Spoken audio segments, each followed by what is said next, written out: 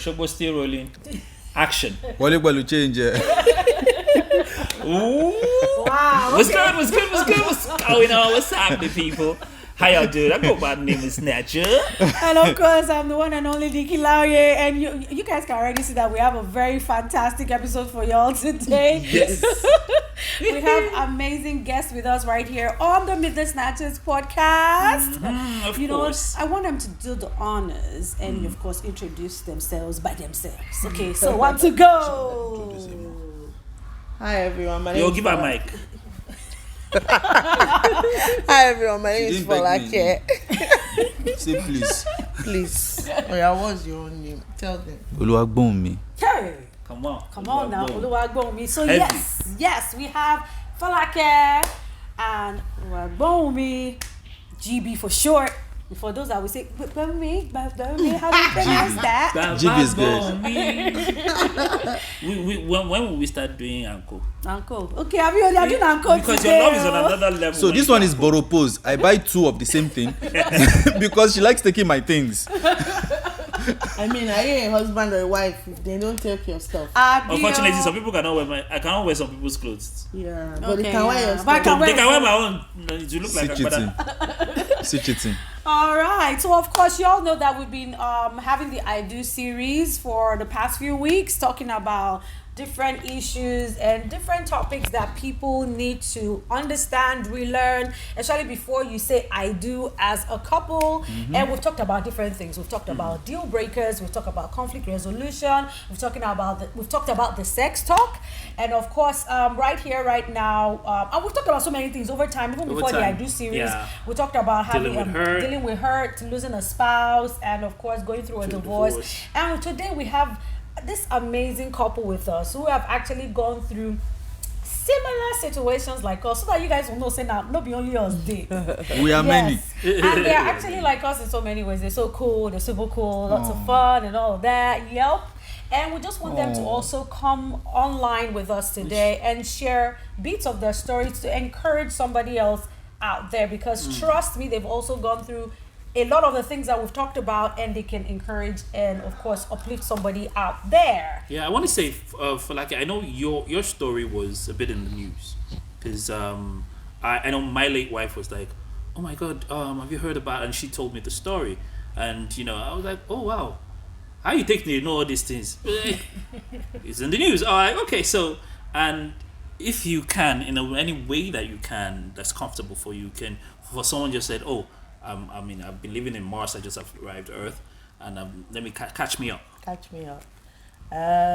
So almost 10 years ago now, it feels like a lifetime ago, but at the same time, it feels like it happened yesterday. But about say 8 years and some, so almost 9 years ago, So okay. I was sort of just this happy-go-lucky 20-something-year-old, enjoying my marriage, living my best life. You know when you date somebody for 6 years and you finally get married and you're so happy and everything's going great. What was his name? And please let me focus. Focus. Don't make me laugh, He's the please. snatcher here today. Stop. Behave yourself, please. But we went on holiday with my side of the family. It was supposed to be to celebrate our anniversary. So literally a year and a month after we got married, we were on holiday. We had been there like 2 days, and he started feeling a bit ill. It wasn't anything serious, and it had never been anything serious with him. Like, he never had any like dramatic health issues or anything. Even though he was born with a blood condition, but like it didn't impair his life in any way. Like, he seemed like as healthy as possible. Anyway, after he started feeling a bit ill, he literally was in hospital for less than 2 days, and he passed away in his sleep. So I had been with him, and I spent the first night there with him. So the second night I was like, I had been there till about 1-2 a.m. My sister was with us as well, and we had prayed, and the funny thing was he seemed to have a lot of energy. Like, for someone who was in hospital, he was like full on praying and speaking in tongues level of praying. Like, that's not someone who's dying. And I wasn't even afraid. When you're not even like, oh God, heal this person, because you're not afraid anything is going to happen. How God says that there's some things we don't even have to ask him for, because you get them because you're his children. So I was all like, I'm all chill and nothing's happening. I think it was the nurse who happened to be Christian, who were in Dubai, by the way, like completely Muslim country, but we found this Christian nurse who was like, oh, let's pray, blah blah blah. So that's how the praying had happened and the speaking in tongues had come to pass and everything. And how some people, they get kind of carried away in prayer, and I was like, I thought we were just saying short prayer. How are we speaking in tongues? So that had happened, and I was like, oh, should I stay here or should I go to the hotel, shower, come back? He was like, it's fine, either what. So I said, okay, let me go to the hotel so that when I come in the morning, I don't have to leave again. So I went to the hotel, and I think around 6 a.m. I got a call. So I had been gone maybe 4 hours, like it wasn't a long time. I got a call that the doctor wanted to see me. And then I got there and they were like, oh, we're sorry. And I'm like, what do you mean you're sorry? Like, how did this happen? But of course, those explanations never make sense, right? But that was it. Like, my whole life had just sort of turned upside down. And I think up until probably the funeral day and probably after, I was convinced he was going to wake up. Wow. Like, I was just like, there's no way this is happening. Like, no. Like, not being a child of God and everything, like it doesn't happen. Like, and I think I full on had this faith that, we're gonna get a Lazarus miracle. Like, I was so sure. But of course, it wasn't to be. And I was now, the funeral happened. I think if it was left to me, I'll probably have dragged it and just, because I wanted to wait. I was like, I'm going to wake up, like, what's this rush to bury him? But I still felt like, doesn't matter whether I bury him or not. Like, it's not like they hadn't buried Lazarus when Jesus healed him, right? But, of course, it didn't happen. And I had to sort of pick up the pieces after the funeral and just sort of find out what life meant and how I was supposed to sort of pick up the pieces of myself, because I was like shattered, and you couldn't convince me to take a shower, to comb my hair, to leave the house. I wasn't eating, I was not sleeping. I was just existing. And every night I was like, God, just do it in my sleep. Like, let's just go out simply. We don't need to draw this out. Like, just peacefully take me in my sleep. And every day I would wake up and I would be like, seriously, God, what is this? Like, what's going on here?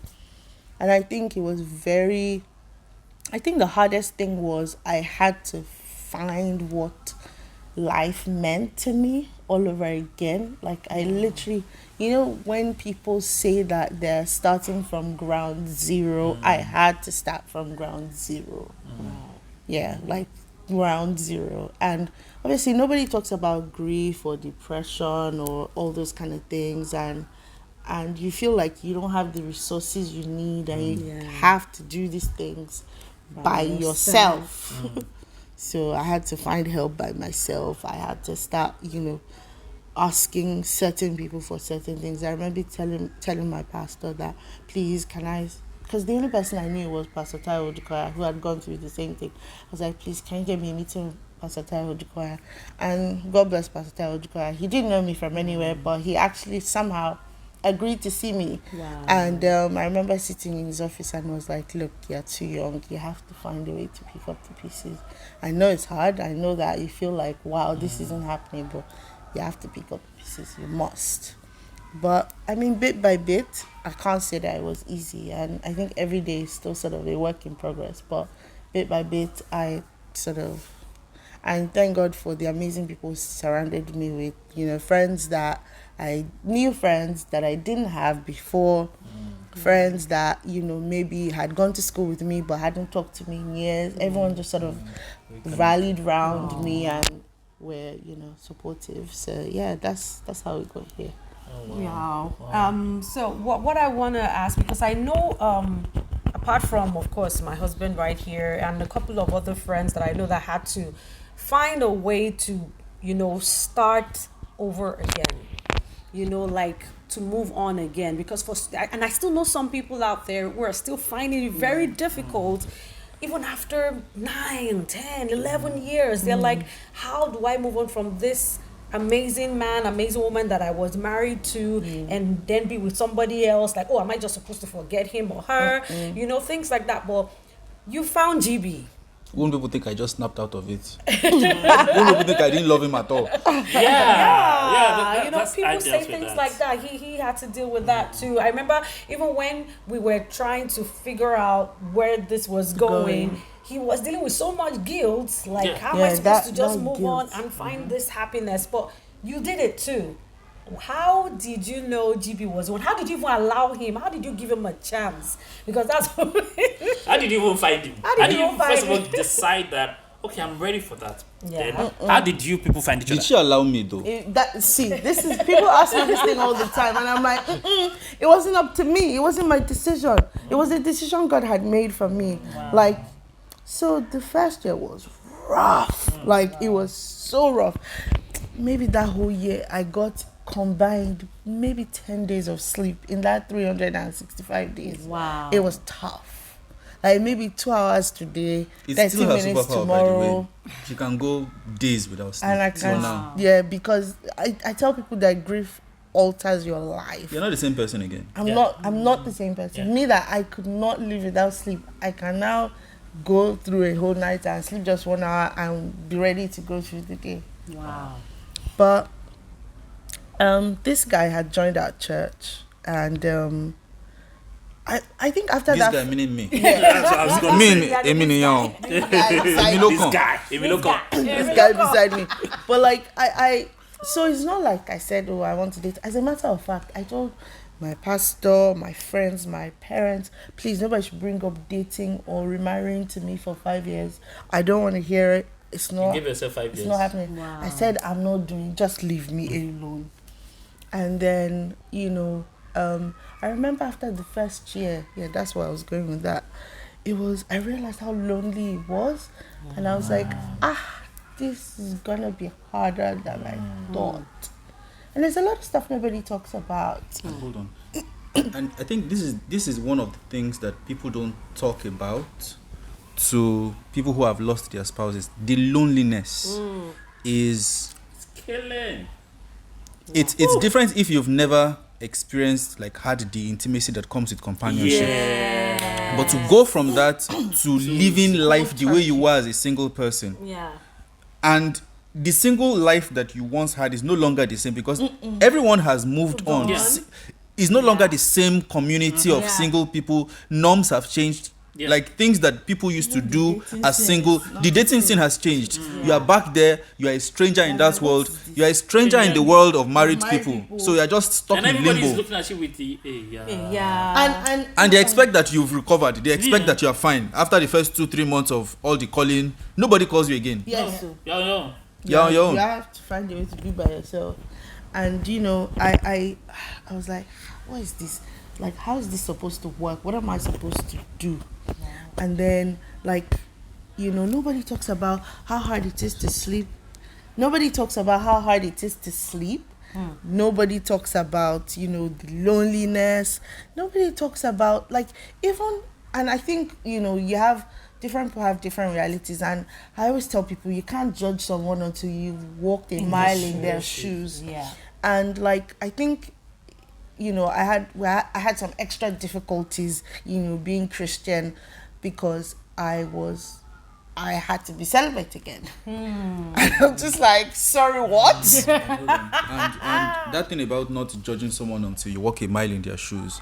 People that get married, quote and unquote, quickly after losing a spouse. you don't know what it's like. Yeah. Just leave them alone. Just leave them alone. Like, everybody grieves And what is differently. quick to you Yeah. is not quick Quick to to somebody somebody else. yeah, and the fact that they've gotten married again doesn't mean they're still not grieving. Exactly. Thank you very much. Thank you. It is it is a constant, like, the grieving does not stop. It doesn't Like stop. the fact that you see me smiling, and I think I always say this on my page. I'm like, look, I'm smiling, I'm happy because I almost feel like I do not have a choice. Like, and so it's one of those things where you tell yourself that, look, I have to be happy. I'm going to be happy. I'm going to make this effort for myself to be happy because I deserve to be happy. It's not because it comes naturally. It's not because you don't get hard days or you don't get days where you're like, wait, how am I here? Like, did I really marry someone else? Like, am I really, like, living a different life? And there'll be days when you look at the new partner that you've gotten married to and you're like, who is this person? Like, wait, how did we get here again? Like, when did this happen again? Am I cheating on my husband? Like, how did we get here again? And it's tough. It's not easy. You have to sort of, like, you have to be strong. You have to pull yourself together. You have to just be like, okay, I'm doing this. I'm really doing this. But I remember, church was weird because there was the single guys and there were the married guys, and I was this person floating in the middle. And people had this sort of pity face with me most of the time. But this new guy joined our church. And I think the way he came on my radar was that he joined our church and he knew someone had lost their spouse. Someone really young had lost their spouse. But he didn't make the connection that it was me. Okay. So I remember... And so the thing about me in church is this. I don't the girls really listen to like church stories. Touch I'm that kind of person. I just come to church, like I'll join like a unit, I'll do my duty, and then I greet everybody and I go. So all that plenty story, I don't get involved. Like all those gutter dirty taluma. Yeah, so he did. The gutter is dirty. Who will Why go? you like this? Thank you. If it doesn't chip in these things, But how the will episode is not the- complete. Lord, I was. This is Yeah, subtitle. You understand? Thank you. But Yeah. like, so he joined our church. He didn't listen to any gossip or anything. He knew there was someone everyone kept talking about, but he didn't know who the person was or who their wife was or what she looked like. So I remember how he got on my radar was so I had to leave church for a while, after Jay passed, because I was, it was hard for me to sit in service and look at his empty chair and not fall apart. And so I was like, okay, I think I'm going to take some time off. I even tried going to another church thinking that, I would leave church. And I have to say, like, shout out to Virtues Christian Center, because like the actual people who went there at that time, they really, were supportive and, they were amazing and they really, were great through my, grieving process. And so, I was like, who's this person? Because one day I got to church and I saw someone sitting there. And I'm like, who is this person that doesn't know that you are not allowed to sit down there? Like, sorry, that chair is Holy sacred. ground. What's happening? So I go to the pastor, I'm like, excuse her, what is happening here? Who is this? He's like, oh, I'm really sorry, I didn't mean to upset you. This is one of my sons. He's joined our church. I know him from way back when he was in university. He's moved back to Lagos and he's decided to join our church. He was living out of state, but now he's in Lagos and he decided to join our church. No. And I decided to wait, let me finish. Because she's going to skip some part of this. And I decided to give him Jay's old duties, if that's okay with you. I'm like, yeah, whatever, but I feel like a heads up would have been nice. Like, why, like, let him leave that chair, like, whatever he's doing, he needs to leave the chair. And I think everyone everyone tried to sort of, accommodate me and my, all the things I did differently then. I remember I used to spend service with the kids. Like, I would spend service, like, playing with people's children and just not focusing on myself. And, thank you to everyone who let me carry their kids, let me just, do all that and not think about how I was feeling. But yeah, you can say your bit now. Have you forgotten? Not actually.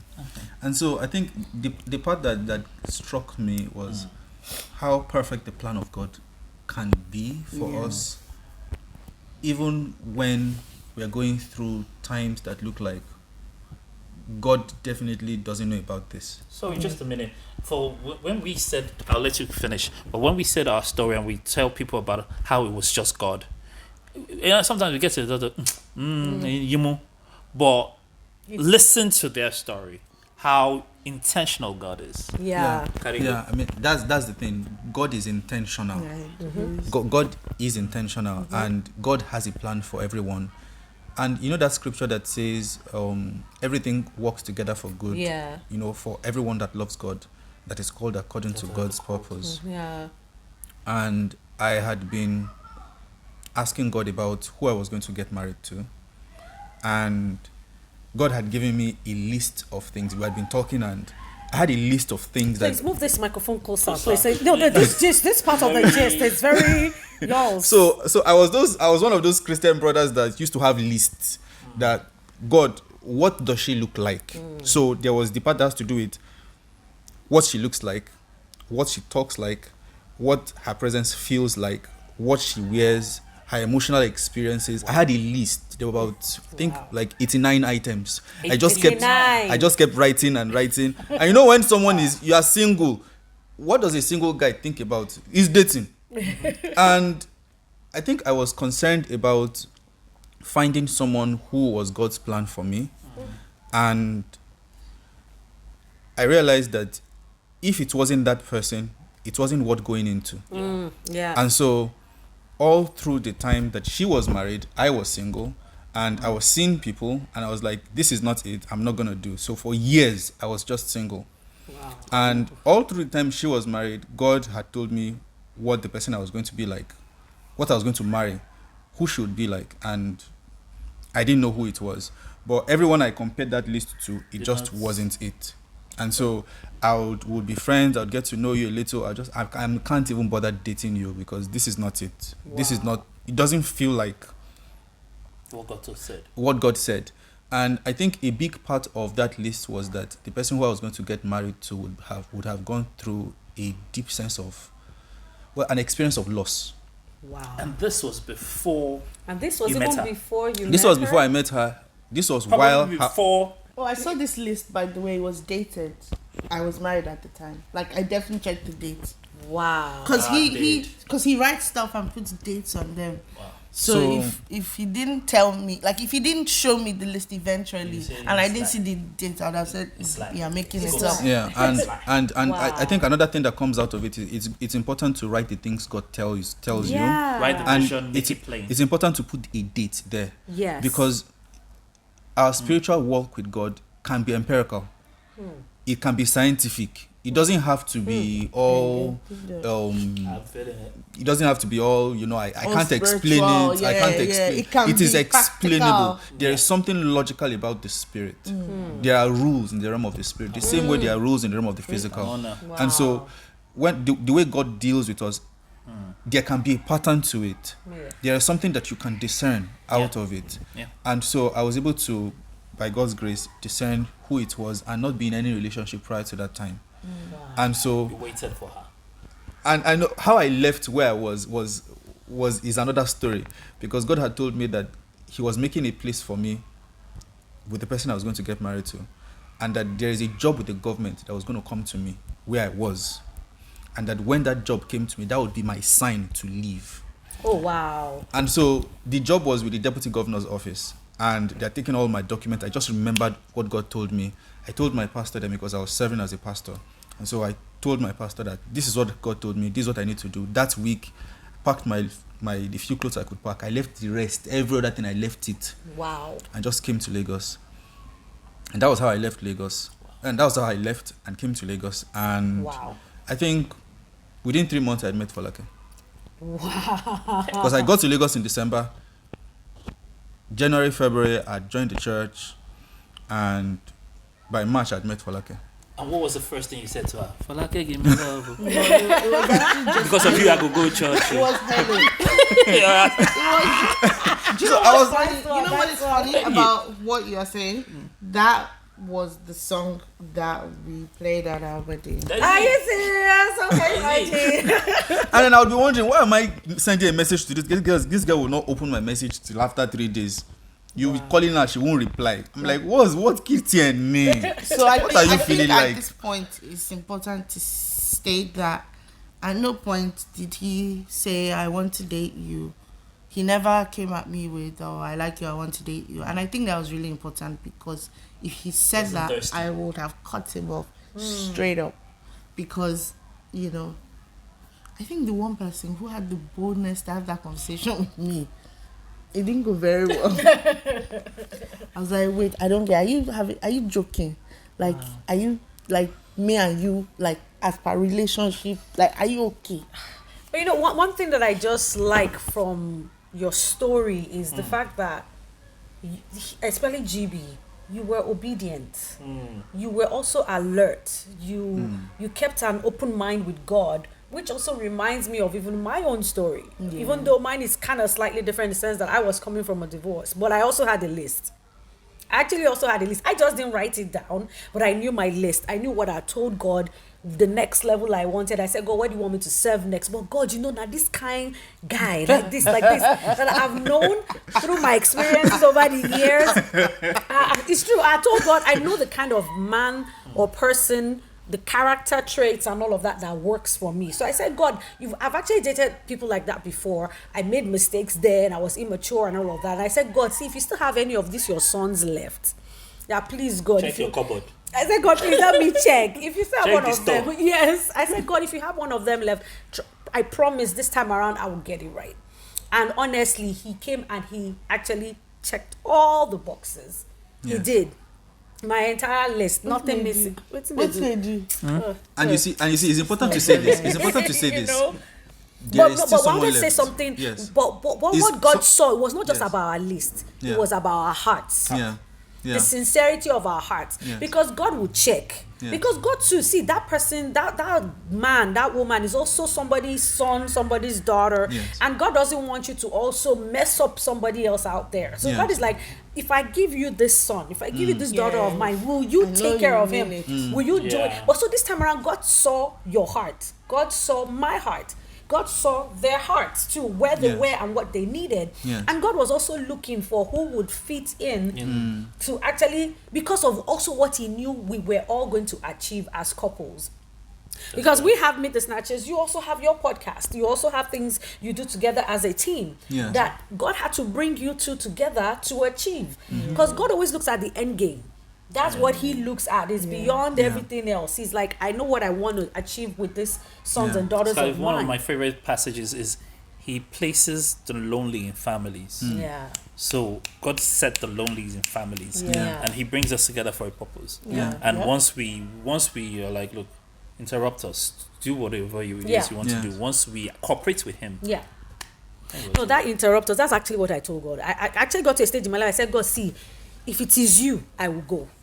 Whatever, I just want what you want. If he's not like you, if he's not coming from you, I don't want. Because I want the blessing that makes me rich and adds no sorrow, according to the Bible. Because when it comes, the blessing from God, when it's from God, it will make you rich and add no sorrow. I'd had enough of sorrow, and I said, no, I don't want any more. And that is where a lot of people actually miss it sometimes. Fear. Sometimes we don't want to just holding on to the past, and they're not letting go. You know, like, God, take it all. You know, give God your will, give God everything. The truth is that he knows us better than anybody else. Like we say a lot, we want Jesus to be our savior, save me from hell, but we don't want him to be our Lord. Don't get in my business. Just make sure I don't die in my sleep. I don't die when I travel. But let me make my own decision. So where did you get to the point where you are now saying yes to him? So I do. Where did you get to the point where I said I do? It's a long journey. So it was a long journey. It was a long journey. Let me finish. Really? Let me finish. I thought you the answer was pretty obvious to you when you saw me. That's Anytime I read it, he Get did. away. So after I joined the church, so he said he would send me messages and I wouldn't respond. Because I think I was so like in my grief and I wasn't really, I don't even remember all these things. I didn't know she was grieving, but I knew I was this going girl through is something. sad. She was sad and she needs a friend. And so I'm like, I'm trying to. You got a friend in me. I'm trying to like be your friend. You got and a friend in me. So we eventually became friends, and I think I had said to God, because of course this is year 2 and grief is really like hitting me. Wow. So I now said, I was like, God, so this thing is not gonna work. But if you feel like you want to send me somebody, please, I don't like stress. I don't want someone that will stress me out. I don't want anyone who would be like, making me feel uncomfortable. You need a man with saying sensitivity. A man like saying him. stuff like, you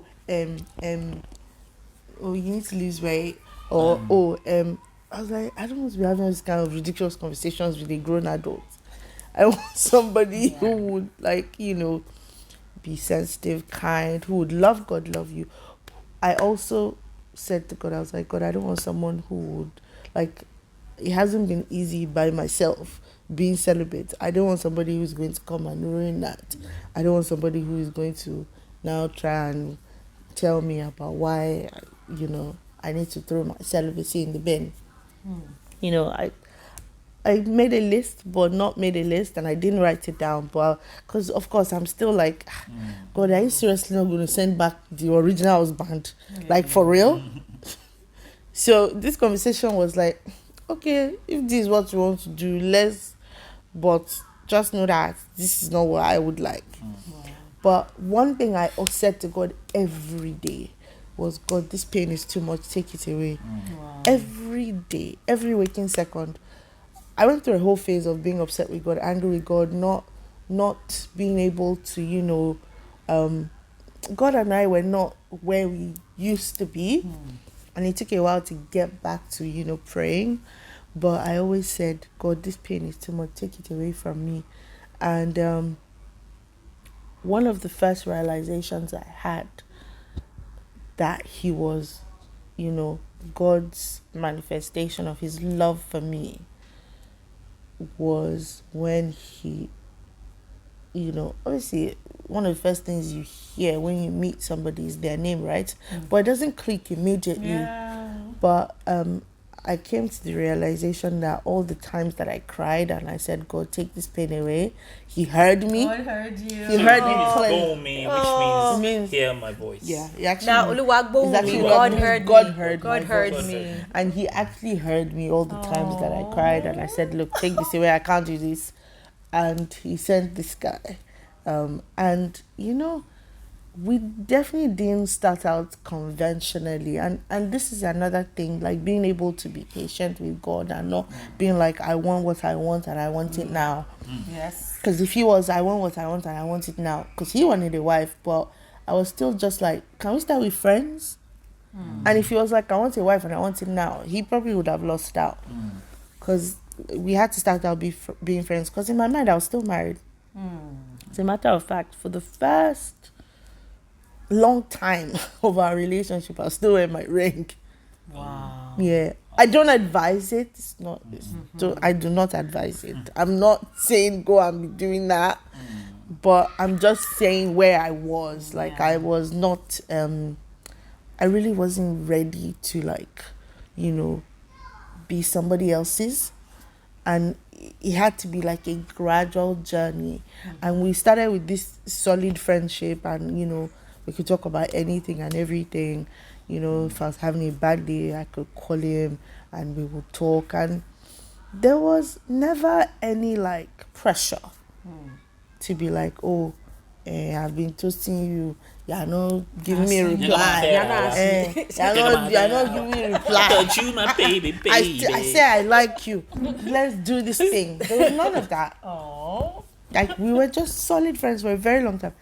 And I remember, because I'm the sort of person who, like, and obviously I knew that I was in an even more vulnerable place, so I was very guarded. So after I realized, this guy is not going anywhere, and I said, please, what do you want? Like, why are you so nice to me? Why are you here?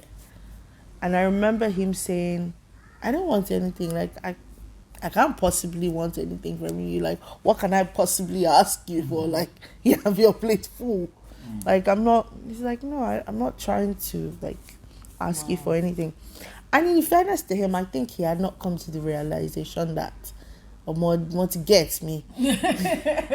Okay, so the Omo gets me part of this story is what happened after we had our first date.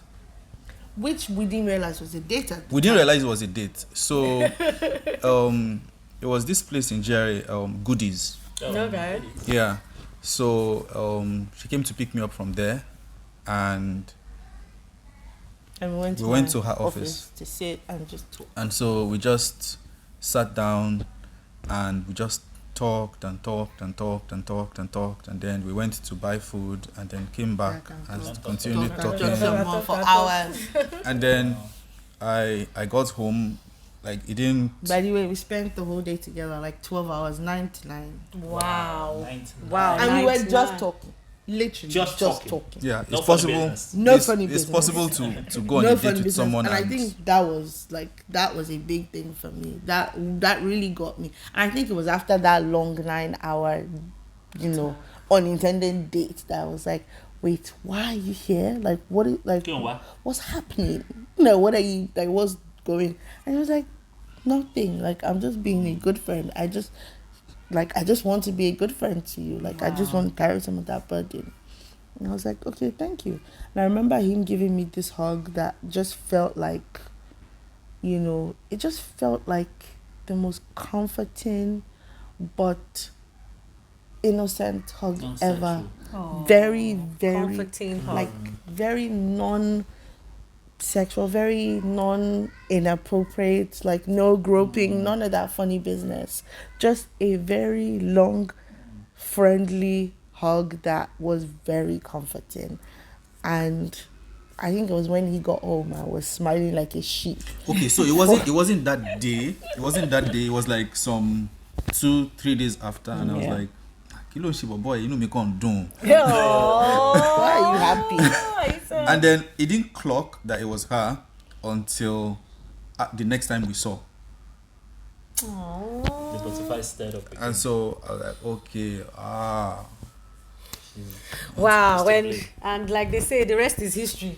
Yeah. And you're here today. Yeah. You actually made it happen. Guys, sorry, I know you were going to say something, but it's intentional, and it's important that we bring the story to say that we're not unicorns. Yeah. We're not unique. You're not unicorns. Unicorn is rare, it's mystical, it's magical. Does it really exist? Yes. We don't really know. But no, it does exist. And the factor, one common factor between us is God. Yes, God is the He common plans factor. it. Once you give your life to Him, you're like, look, you're Lord. Just do. I'm your donkey. Ride me, Majesty. Yeah. He will, because one thing is as if we feel that it's God now.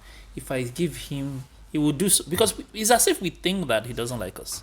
So that if I give my life to Him now, maybe that's when He will now send me to go and preach in Afghanistan. maybe I don't want to go. So then we just could not say I'm giving Him all, because we think that He's wicked. But if we settle in our heart that God has never thought evil about us, so why don't we just give everything to Him? Plans are good. His plans are good. Yeah. His plans are good. So how many years have you been married now? How many years have we been married now? It feels like a lifetime. It does feel like a lifetime. it does What, 4 years? Yeah. Slightly more. Wow. 4 years and a bit, like actually years. going on 5 years. And I know, I know that some people are going to attack me after this. Because initially I was like, are you sure you want to say? I know you guys have not really come out to say that. But we're getting our exclusive. Yes. Yeah, they've never come out to say that.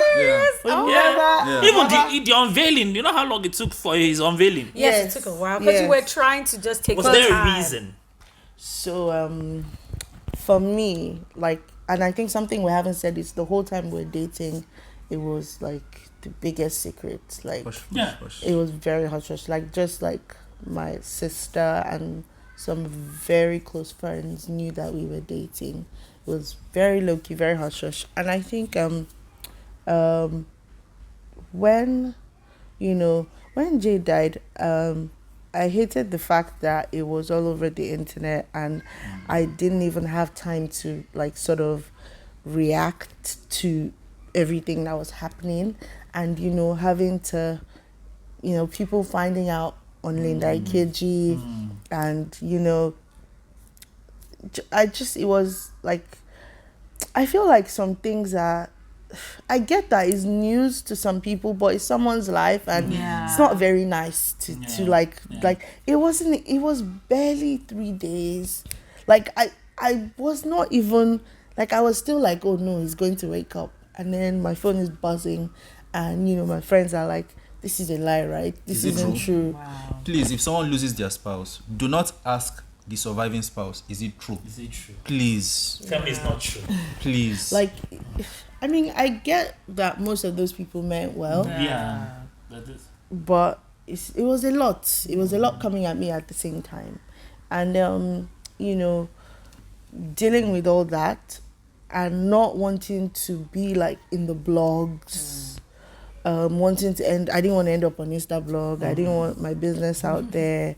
And I didn't want some people in my business. Some specific people, they know themselves. But I didn't want them in my business, and so I just decided to just keep it really quiet. And even when we got married, it was the biggest. It was very quiet. Low-key. Wow. Well, I think for me, my takeaway today is really the fact that first of all, that God heals everything, not time, not whatever. God, if you give yourself to God to heal you, that's my takeaway. Also is that he plans everything. When we leave it to him, he's the master planner. He orchestrates it all, and we put ourselves in his will. I want you guys also in your comment section, put your takeaway. Just type your takeaway. This got me. This line. When you said that, put that in the comment section.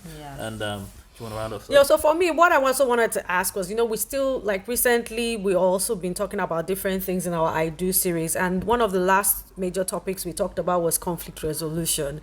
And we talked about the fact that we have certain cultures and things that we do that help us to deal with conflicts. So I wanted to ask you guys, what has been your own cultures? I remember this morning we were on the phone and talking, and you guys were arguing. Yes. And we're like, this is just us. Like us. We're like, this is just us. Yes. So how do you guys do it? How do you guys handle your conflicts? How do you resolve them? So as far as conflicts are concerned, it will sound cliche to say we don't have conflicts.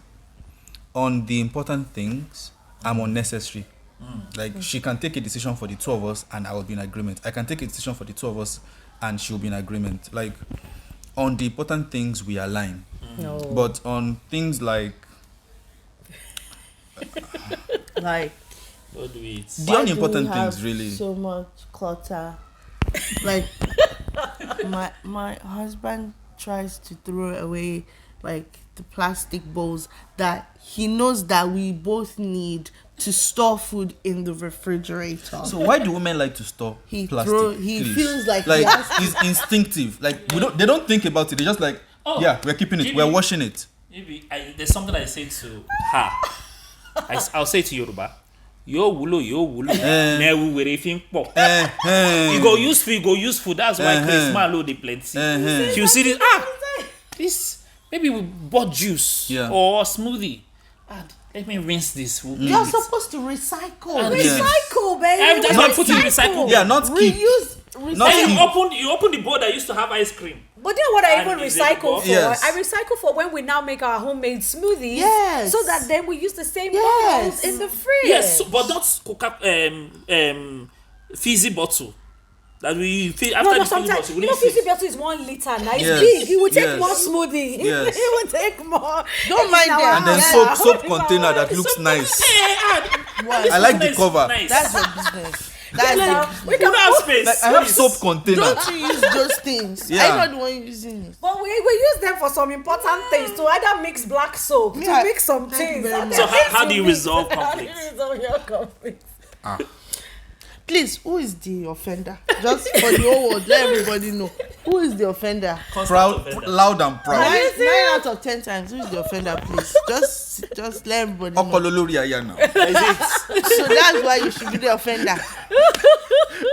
If I don't, tí n bá ṣe tèmi, ìgbà wo ni màá wá ṣe tọ̀la? Yesterday, That's it. was it yesterday or 2 days ago? I said, I think because you have a wife that is peaceful, you are taking peace, right?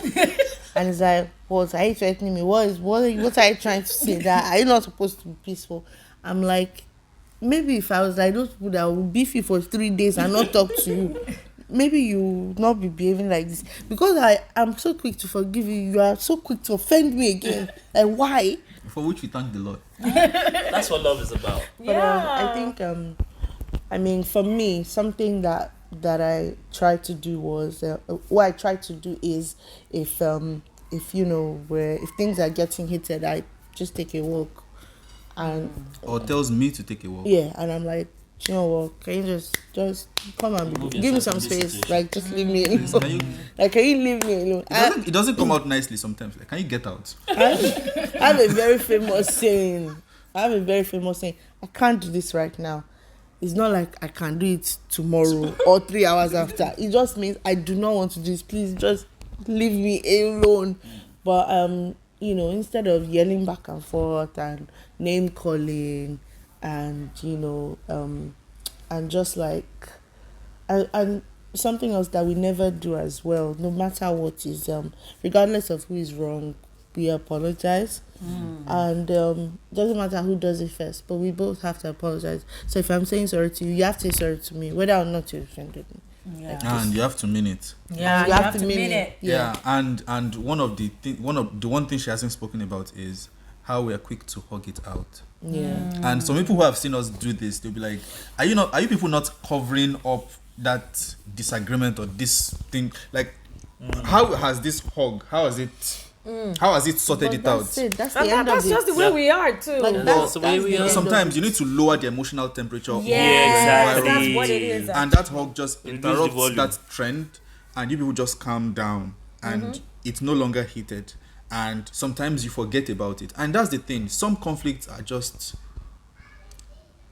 they just don't matter. Yeah. Yes. Pick your They battle. just don't matter. I've Some- learned, I think when you lose a spouse, you realize how fickle life is That's it. and how That's it. unnecessary. Certain things are Like, I know people are afraid Why to do I want date to be- people who have been married before or like who have lost a spouse, but I guarantee you they make for the best spouses because things.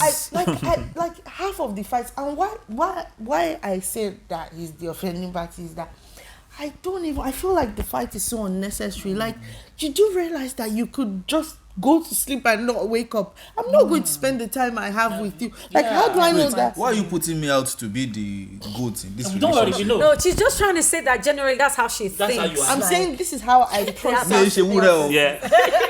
I'm just saying this is how I process Yeah. conflicts. I'm like, it's not that important. It's not that. Yeah. Let it go. I mean, And- it's not to say that it's all rosy.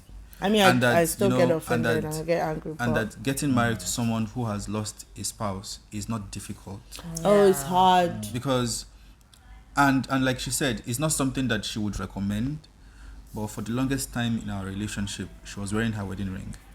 How did you feel about How that? did you feel about that? At least, but maybe there's somebody out there that is. And I saying- must say that this beginning part of our relationship that we're talking about, like, did I even admit to myself that we were dating? Like, Did she want to date? did I? And that was it. So that whole big chunk of the beginning bit was, I remember him saying to me that, oh, I'm in love with you and I want to marry you. And I was like, okay, agreed on the first front, but you see that marriage thing, it's going to take a while. And I did say to him, I was like, you do realize there'll be 3 of us in this relationship, right? I'm like, you know that I'm still in love with somebody else. And I know I used to judge people and say, how can you be in love with 2 people? It's not possible. It is humanly possible to love 2 people. And I remember saying, you have to be okay with there being always this other person and it's so funny, but we've both come to love this third person who he never met, by the way. But he always says that he feels like he lost a friend he didn't get the chance to meet. You don't want to force the person to acknowledge you. You don't want to make the person take away memorabilia, ignore anniversaries, ceremonies that they used to have, rituals that she used to have with her late spouse or his late spouse. You don't want to make the person, take down mementos. You need to respect where you have come and respect the environment that you've come. Respect the person as if this person was single and not married, I would respect this person's family. You don't make your partner's family unimportant because you're about to get married to them. It's the same way you treat someone who you're about to get married to who has lost a spouse. That person was their family. That person is dead now, but you need to respect them. And if Folake is going to change the screensaver on her phone, she needs to do it in her own time, without any prompting from me. Without me being passively aggressive about, when are you going to make me the screensaver on your phone? There are little things that mean a lot to people who are dating married people, widowed people. But you need to, walk around the edges. You can't take a hammer to it. And time, and you see, the thing is, when you walk delicately around it, and you get to a place where your partner who has lost a spouse honors you and puts you as a sorry, that kind of, and you're everything you've always wanted. The way you get it matters. The way you get to that destination, it matters as much as the destination matters. Come on, that's powerful. Very powerful. Man, it was great having you guys. Wow, it's amazing. Guys, please put in your takeaway, what you got from it, what line struck you, questions you have. We'll post it to them, and then we'll get to you. And please make sure you celebrate this amazing couple, Folake and GB. They're amazing friends of ours, and we just know that in our own little way, with today's episode of the podcast, we've been able to encourage somebody else out there who might be dealing with the loss of a spouse and not knowing how to find love again. That's why we had to bring another real couple. Real people with this same real situation to you, so that you guys can see that God is with you, and God can heal, and God can definitely give you a new beginning for you to say, I do again.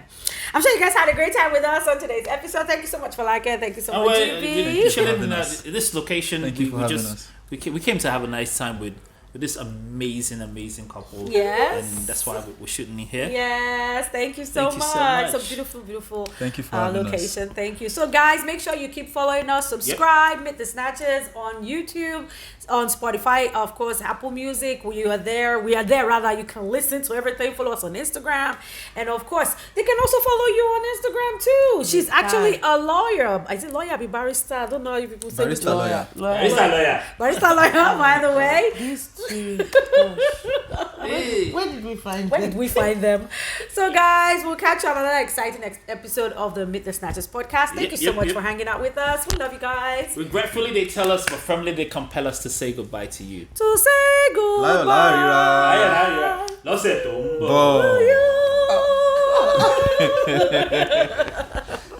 Thank you for joining us on today's episode of MeetTheSnatchas Podcast. We hope it was an inspiring one for you today. And you know what? We look forward to hearing from you. You can actually send us your questions and comments via email, meetthesnatchas@gmail.com. Keep following us on all our social media platforms and subscribe to our YouTube channel if you haven't done that yet. We look forward to catching up with you on the next episode of the MeetTheSnatchas Podcast. And until next time, stay blessed. Bye, guys.